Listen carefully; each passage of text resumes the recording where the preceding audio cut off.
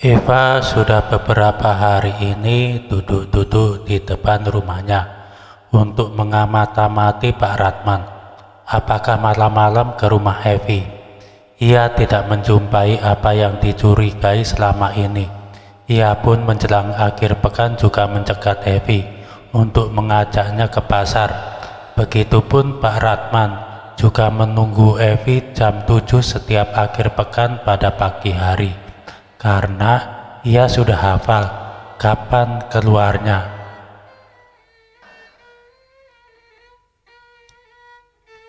Bagi Pak Ratman, hal itu sangat dinanti-nanti. Setiap pulang dari mengantar Eva dan Evi, ia sangat senang karena selalu mendapatkan uang yang sangat besar baginya. Tetapi tidak begitu dengan Eva. Setiap pulang dari pasar bersama dengan Evi, hatinya semakin panas karena ia berharap ia mau menumpang mobilnya Evi, tetapi ternyata selalu naik becak.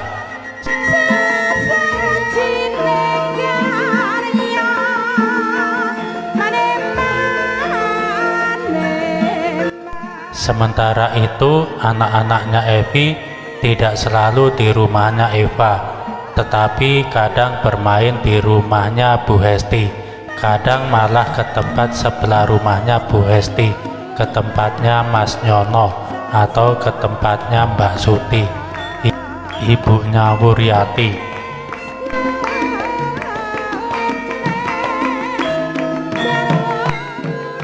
Eva sudah kesal, hampir berputus asa, tetapi sudah malas untuk menyapa Evi, mengajaknya pergi ke pasar lagi.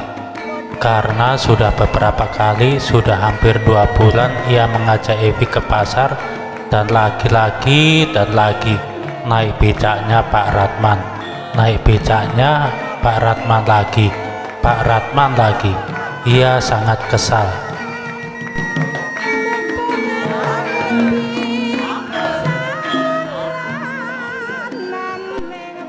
Sepertinya biasa hampir setiap hari Evi pergi bersama dengan ketiga anaknya membeli jajanan ke tempatnya Bu Hesti.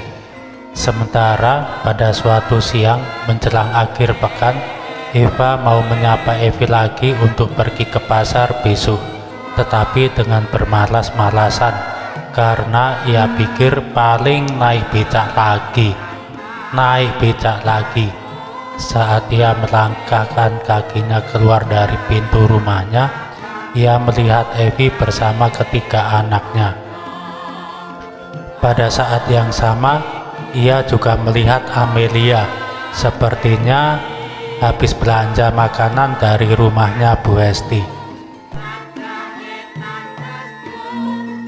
Evi dan Amelia berpapasan.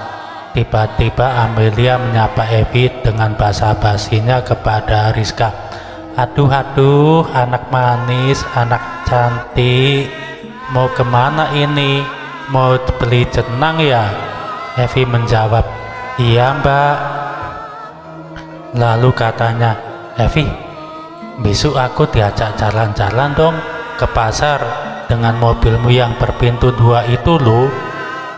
Eva sangat terkejut dengan jawaban Evi. Iya, boleh. Besok kamu tunggu di sini saja ya, jam 7 pagi. Eva semakin kesal, marah dan jengkel menjadi satu di dalam hatinya. Ia tidak jadi menyapa Evi. Tidak disangka Evi mau memberi tumpangan mobilnya kepada Amelia dengan semudah itu. Apa Evi tidak tahu siapa Amelia itu? Seorang gadis punya beberapa anak, tak seorang anak pun yang mempunyai ayah. Oh dasar juga, Evi juga tidak bersuami, janda nggak jelas. Begitulah ia menggerutu.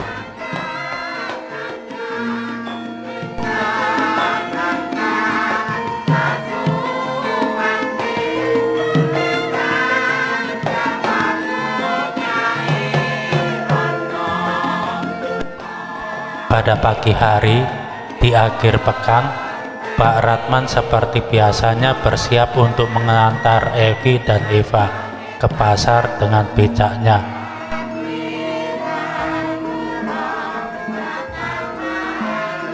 Tetapi pagi ini ia tidak melihat Eva berdiri di depan rumahnya. Tetapi ia melihat Amelia berdiri tidak jauh dari depan rumahnya Eva.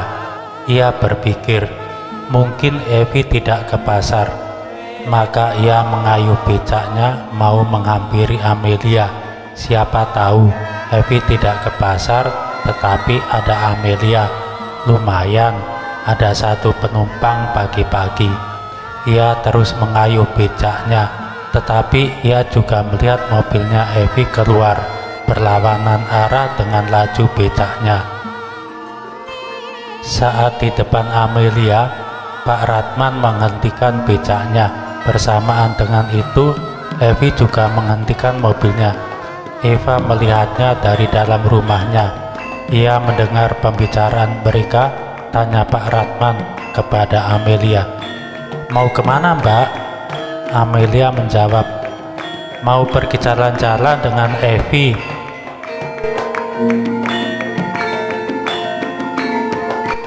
Kemudian Evi turun dari mobilnya dan berkata kepada Pak Ratman, "Iya, hari ini saya mau jalan-jalan dengan Amelia."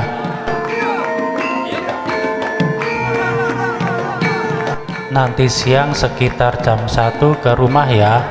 Sambil memberi uang kepada Pak Ratman, Eva semakin marah kepada Evi di dalam hatinya.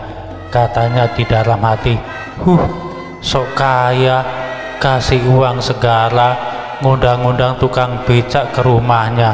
Apa maksudnya? Sudah kupastikan Evi ada main dengan Ratman.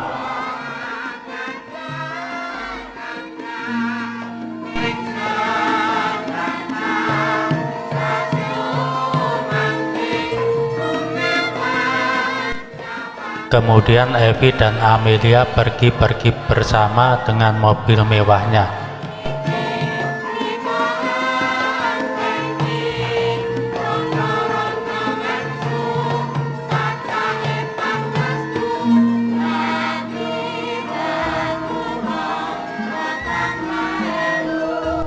Di dalam mobil, Amelia mulai membuka pembicaraan. "Hesti, anaknya rajin banget ya. Sebenarnya suaminya juga lumayan penghasilannya sebagai seorang mandor." Evi menanggapi ucapan Amelia, "Mungkin daripada tinggal diam di rumah, jadi ada kegiatan kali." Memang sebenarnya Hesti itu masih bocah kemarin sore, tetapi ya begitulah gadis desa. Baru lulus SMP, sudah dikawinkan, bahkan ada yang baru lulus SD. Saya dulu sempat berpikir, kok ini ada 2 orang anak tinggal di rumah itu, di mana orang tuanya? Saya menyangka adik kakak yang perempuan masih 16-an tahun, yang laki-laki sekitar 20-an tahun. Tidak tahunya suami istri. Kasihan juga ya, masa remajanya jadi cepat sekali berlalu. Kemudian Evi menghela nafas. Amelia kemudian berkata, "Iya, mereka anak baik-baik. Untung suaminya dapat pekerjaan jadi mandor." Kemudian Amelia berkata lagi, "Hesti itu anaknya cantik, kulitnya putih bersih. Di sini ini pemukimannya belum padat, jadi jarang, bahkan mungkin tidak ada yang melihat kecantikannya. Coba kalau dia tinggal di tengah kota, pasti banyak laki-laki yang menginginkannya. Kamu Evi, kecantikanmu itu sudah tingkat bidadari. Di sini banyak yang melihat kecantikanmu, tetapi tidak ada yang berani sama kamu." Evi terdiam kemudian berbasa-basi, "Bagaimana usaha bapak kamu?" Amelia menjawab, "Lumayanlah." Kemudian sambil tertawa berkata lagi, Kalau misalnya lagi sepi, Kusuruh bapakku jual saja barangnya ke bapakmu yang selalu ada proyek.